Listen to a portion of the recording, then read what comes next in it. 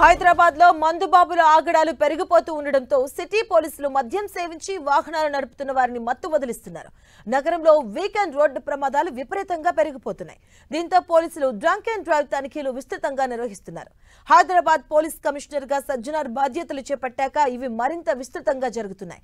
మద్యం సేవించి వాహనాలు నడుపుతూ ప్రమాదాలకు కారణమయ్యేవారు సూసైడ్ బాంబు కంటే ప్రమాదకారి అంటూ చెప్పడంతో నగరంలో డ్రంక్ అండ్ డ్రైవ్ తనిఖీలు ఎక్కడికక్కడ నిర్వహిస్తున్నారు. అన్ని జోన్స్ లో ఈ డ్రంక్ అండ్ డ్రైవ్ తనిఖీలు నిర్వహించారు.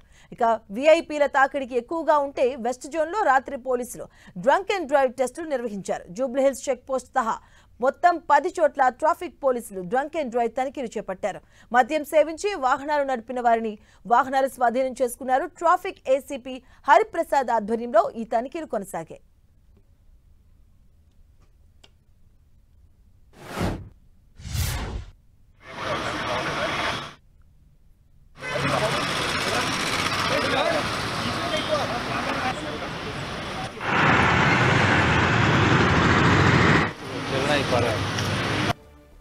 హైదరాబాద్ సిపి సజ్జనార్ సార్ ఆదేశాల మేరకు, అదేవిధంగా మా జాయింట్ కమిషనర్ జోవిల్ డేవిస్ గారి ఆదేశాల మేరకు ఈ బంజారాహిల్స్, జూబ్లీస్, పంజాగుట్ట, ఎస్ఆర్ నగర్ ప్రాంతంలో ఒక 10 టీంలు డ్రంక్ అండ్ డ్రైవ్ మీద ఏర్పాటు చేసి ప్రతి పాయింట్ చెక్ చేయడం జరుగుతుంది.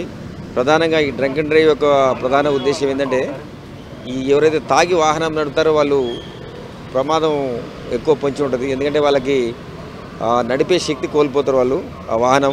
దాంతో ఎక్కడో దాన్ని ఎదురుకొచ్చే వాహనాన్ని లేకపోతే వాళ్ళు సెల్ఫ్ పడిపోయి డివైడర్ కొట్టుకొని చనిపోయిన సంఘటనలు ఉన్నాయి.